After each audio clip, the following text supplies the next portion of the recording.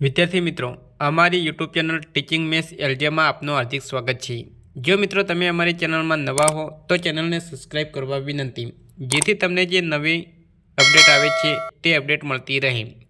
વિદ્યાર્થી મિત્રો, આજે આપણે દ્વિતીય સત્ર નવા અભ્યાસક્રમ મુજબ ધોરણ 7માં વિષય વિજ્ઞાન તેમાં પ્રકરણ 8 આપેલ છે વનસ્પતિમાં પ્રજનન।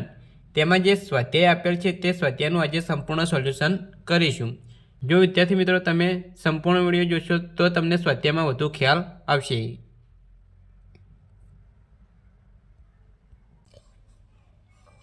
પ્રશ્ન 1, ખાલી જગ્યા પૂરો। 1. વનસ્પતિના વાનસ્પતિક ભાગમાંથી નવો છોડ નિર્માણ પામવાની ક્રિયાને ખાલી જગ્યા કહે છે।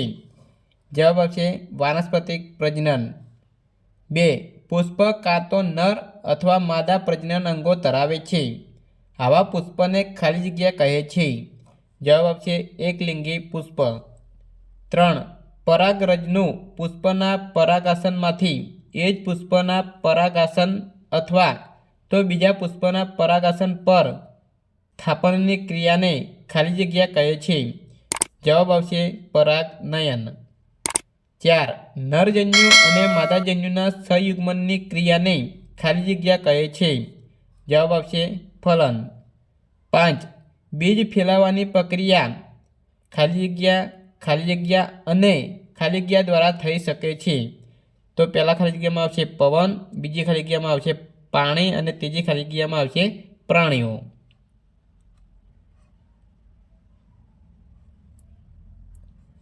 પ્રશ્ન 2, અલિંગી પ્રજનનની વિવિધ પદ્ધતિઓ ઉદાહરણો દ્વારા સમજાવો।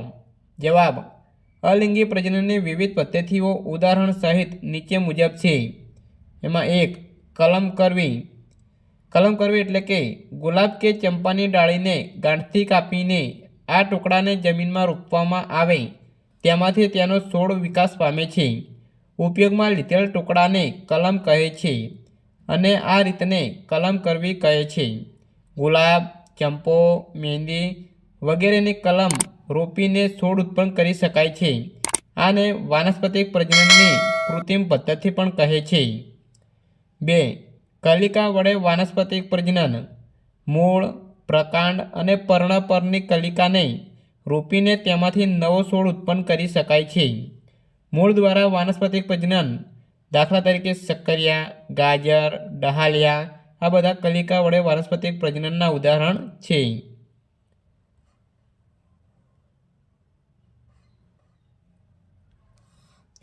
2, કલિકા વડે વાનસ્પતિક પ્રજનન। મૂળ, પ્રકાંડ અને પર્ણ પરની કલિકાને રોપીને તેમાંથી નવો છોડ ઉત્પન્ન કરી શકાય છે। મૂળ દ્વારા વાનસ્પતિક પ્રજનન, દાખલા તરીકે શક્કરિયા, ગાજર, ડહાલિયા। પ્રકાંડ દ્વારા વાનસ્પતિક પ્રજનન, દાખલા તરીકે બટાટા, આદુ, હળદર, સુરણ। પર્ણ દ્વારા વાનસ્પતિક પ્રજનન, દાખલા તરીકે પાનફૂટી। થોર જેવી વનસ્પતિમાં તેનો અમુક ભાગ મુખ્ય વનસ્પતિ છોડથી જુદો પડે ત્યારે તેમાંથી નવો છોડ ઉત્પન્ન કરે છે। 3, કલિકા સર્જન। ઈસ્ટ એકકોષી સજીવ છે, તે કલિકા સર્જન દ્વારા અલિંગી પ્રજનન કરે છે। ઈસ્ટના કોષોમાંથી એક નાનું બલ્બ જેવું પ્રલંબન જોવા મળે છે, જેને કલિકા કહે છે। કલિકા ધીરે ધીરે વિકાસ પામે છે અને પિતૃકોષથી અલગ થઈ નવો કોષ તરીકે સ્વતંત્ર નવો સજીવ બને છે। નવો કોષ વૃદ્ધિ પામે પુખ્ત બની બીજા ઈસ્ટના કોષો સર્જે છે। આકૃતિ જોવા માટે વિભાગ 3માં પ્રવૃત્તિ આપેલી છે। 4, અવખંડન।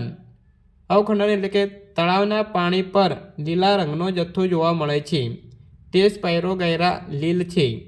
પાણી અને પોષક તત્વો મળી રહેતા લીલ ઉગે છે, તે સ્વાવલંબી વનસ્પતિ છે। તે અવખંડન દ્વારા ખૂબ જ ઝડપથી બહુગુણિત થાય છે। લીલનો તંતુ 2 કે તેથી વધુ ટુકડાઓમાં તૂટે છે। આ નવા તંતુ તરીકે વ્યક્તિગત સજીવ તરીકે વિકાસ પામે છે। સ્પાયરોગાયરા એક પ્રકારની લીલ, તેમાં અવખંડનની રીતે અલિંગી પ્રજનન થાય છે।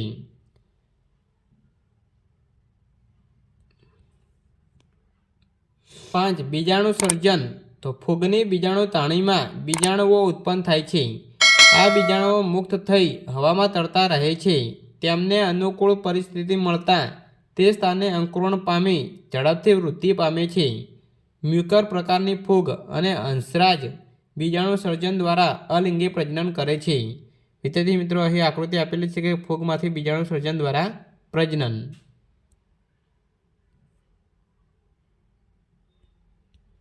પ્રશ્ન 3. તમે લિંગી પ્રજનન દ્વારા શું સમજ્યા તે વર્ણવો. જવાબ: લિંગી પ્રજનનમાં નરજન્યુઓ અને માદાજન્યુઓ વચ્ચે સંમિલન થવું જરૂરી છે. પુષ્પમાં નર પ્રજનન અંગ પુંકેસર છે અને માદા પ્રજનન અંગ સ્ત્રીકેસર છે. પુંકેસરમાં પરાગાશનમાં ઉત્પન્ન થતી પરાગરજ નરજન્યુઓ પેદા કરે છે અને સ્ત્રીકેસરમાં અંડાશયમાં અંડક માદાજન્યુઓ છે. પુંકેસરની પરાગરજ સ્ત્રીકેસરના પરાગાશન પર પડે છે ત્યારે નરજન્યુઓ અને માદાજન્યુઓ જોડાઈ ફલિતાંડ બનાવે છે. આ સપુષ્પી વનસ્પતિઓમાં થતું લિંગી પ્રજનન છે. પ્રશ્ન 4. અલિંગી અને લિંગી પ્રજનન વચ્ચેનો તફાવત આપો. જવાબ: તો અલિંગી પ્રજનન અને બીજા વિભાગમાં લખીશું લિંગી પ્રજનન. આ રીતે બે ભાગમાં લખીશું. તો અલિંગી પ્રજનનમાં આવશે, આમાં એક સજીવના દૈહિક ભાગ દ્વારા નવા સજીવનું સર્જન થાય છે. લિંગી પ્રજનનમાં આવશે, આમાં નરજન્યુ અને માદાજન્યુના ફલનથી નવા સજીવનું સર્જન થાય છે. અલિંગી પ્રજનનમાં આવશે, આ પ્રકારનું પ્રજનન એકકોષી કે નિમ્ન કક્ષાની વનસ્પતિમાં જોવા મળે છે. આ પ્રકારનું પ્રજનન ઉચ્ચ કક્ષાની વનસ્પતિમાં જોવા મળે છે. 3. તેમાં નવા સજીવના સર્જન માટે બીજની જરૂર નથી. 3. તેમાં નવા સજીવના સર્જન માટે બીજની જરૂર રહે છે. 4. આમાં પેદા થતી સંતતિમાં પિતૃઓ જેવા જ લક્ષણો હોય છે. 4. આમાં પેદા થતી સંતતિમાં પિતૃઓ જેવા બધા જ લક્ષણો રહેતા નથી. વિદ્યાર્થી મિત્રો, આ રીતે તફાવત હોય તો બે ભાગમાં લખવાનો હોય છે. પ્રશ્ન 5. પુષ્પના પ્રજનન અંગેની આકૃતિ દોરો. તો વિદ્યાર્થી મિત્રો, અહીં જવાબ આપેલ છે કે પુષ્પનું નર પ્રજનન અંગ પુંકેસર અને માદા પ્રજનન અંગ સ્ત્રીકેસર છે. અહીં પુંકેસરની આકૃતિ આપેલી છે અને આ બાજુ સ્ત્રીકેસરની આકૃતિ આપેલી છે. અહીં ભાગ પણ દર્શાવેલા છે. પુંકેસરમાં અહીં આ ભાગ તંતુ છે, જ્યારે આ ભાગ જે દર્શાવ્યો છે તે પરાગાશય છે. અહીં સ્ત્રીકેસરમાં આ ભાગ અંડકો છે, આ બંને ભાગ રહ્યા અંડાશય છે, આ ઉપરનો ભાગ રહ્યો પરાગાશન છે અને જે આ ભાગ દર્શાવ્યો છે તે પરાગ વાહિની છે. આ રીતે વિદ્યાર્થી મિત્રો તમારે આકૃતિ દોરી અને ભાગ દર્શાવવાના હોય છે. પ્રશ્ન 6. સ્વપરાગનયન અને પરપરાગનયન વચ્ચેનો તફાવત આપો.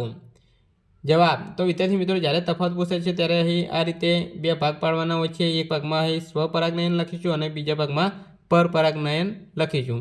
તો એ સ્વપરાગનયનના મુદ્દા અહીં આપેલ છે. આ પ્રકારના પરાગનયનમાં એક પુષ્પના પુંકેસરની પરાગરજ તે જ પુષ્પના સ્ત્રીકેસરના પરાગાશન પર સ્થાપિત થાય છે. પરપરાગનયનમાં પહેલો મુદ્દો લખીશું. તો આ પ્રકારના પરાગનયનમાં એક પુષ્પના પુંકેસરની પરાગરજ તે જ છોડના બીજા પુષ્પ અથવા તેના જેવા જ અન્ય છોડના પુષ્પના પરાગાશન પર સ્થાપિત થાય છે. અહીં બીજો મુદ્દો લખીશું. આ ક્રિયામાં ભમરા, પતંગિયા જેવા કીટકોની જરૂર પડતી નથી. તો આ ક્રિયામાં ભમરા, પતંગિયા જેવા કીટકોની જરૂર પડે છે. 3. તેના દ્વારા ઉત્પન્ન થતા ફળ અને બીજ સાધારણ કક્ષાના હોય છે. તેના દ્વારા ઉત્પન્ન થતા ફળ અને બીજ સારી જાતના હોય છે. પ્રશ્ન 7. પુષ્પમાં ફલનની પ્રક્રિયા કેવી રીતે જોવા મળે છે? અથવા પુષ્પમાં થતી ફલનની ક્રિયા આકૃતિ દોરી સમજાવો. જવાબ: પરાગનયનની ક્રિયા દ્વારા એક પુષ્પના પુંકેસરની પરાગરજ તે જ પુષ્પ કે અન્ય પુષ્પના પરાગાશન પર સ્થાપિત થાય છે. ત્યારબાદ ફલનની ક્રિયા શરૂ થાય છે. તેમાં પરાગાશન પર સ્થાપિત પરાગરજ અંકુરિત થાય છે. તેમાંથી એક પરાગનલિકા ઉત્પન્ન થઈ પરાગવાહિનીમાં આગળ વધે છે. પરાગનલિકા વૃદ્ધિ પામી નીચે આપેલા અંડાશયમાં પ્રવેશે છે. પરાગરજમાં ઉદ્ભવતા નરજન્યુઓ અંડાશયમાંના અંડકમાં દાખલ થાય છે અને અંડકમાં ઉત્પન્ન થયેલા માદાજન્યુઓ અને સહયુગ્મન પામી ફલિતાંડ બને છે. આ ક્રિયાને ફલન કહે છે. ફલન બાદ અંડાશય ફળમાં પરિણમે છે અને અંડક વિકાસ પામી બીજ બને છે.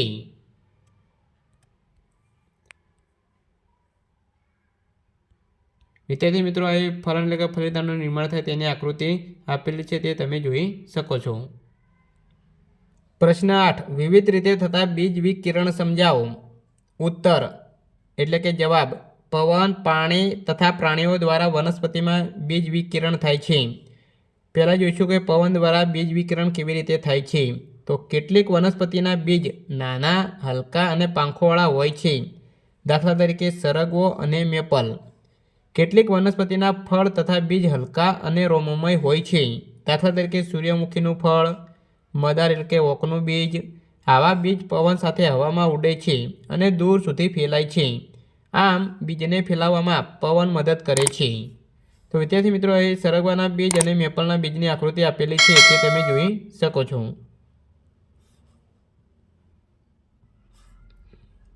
વિદ્યાર્થી મિત્રો, અહીં સૂર્યમુખીનું ફળ અને મદારનું ફળ, અહીં રોમમય ફળ જે બીજ કહેવાય છે તે આપેલા છે આકૃતિ તે તમે જોઈ શકો છો. ચારે ચાર આકૃતિઓ જે આપેલી છે તે પવન દ્વારા બીજ વિકિરણ પામે છે. 2. પાણી દ્વારા બીજ વિકિરણ. કમળ, પોયણું અને નારિયેળીના બીજ પાણી દ્વારા એક સ્થળેથી બીજા સ્થળે જાય છે. આમ તેમનામાં બીજ વિકિરણ પાણી દ્વારા થાય છે. 3. પ્રાણીઓ દ્વારા બીજ વિકિરણ. કેટલીક વનસ્પતિના બીજ કાંટાવાળા હોય છે. આથી તે વનસ્પતિની નજીકથી પસાર થતાં પ્રાણીઓના શરીરે કાંટાવાળા બીજ ચોંટી જાય છે અને દૂરના સ્થળે પહોંચે છે. દાખલા તરીકે ગોખરું અને ગાડરિયું. અહીં આકૃતિ ગાડરિયાની આપેલી છે તે તમે જોઈ શકો છો. 4. શીંગ ફાટવાથી બીજ વિકિરણ. કેટલીક વનસ્પતિના બીજ સુકાઈને ફાટે છે અને દૂર વેરાય છે. આ રીતે બીજ વિકિરણ થાય છે. દાખલા તરીકે વટાણા, બાલસમ અને એરંડા.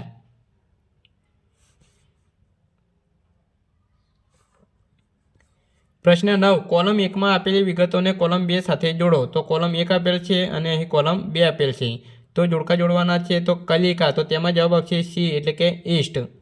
આંખ, તો તેમાં આવશે ઈ એટલે કે આંખ એ બટાકામાં દર્શાવેલી હોય છે. અવખંડન, તો અવખંડન એ સ્પાયરોગાયરામાં થાય છે એટલે જવાબ આવશે બી.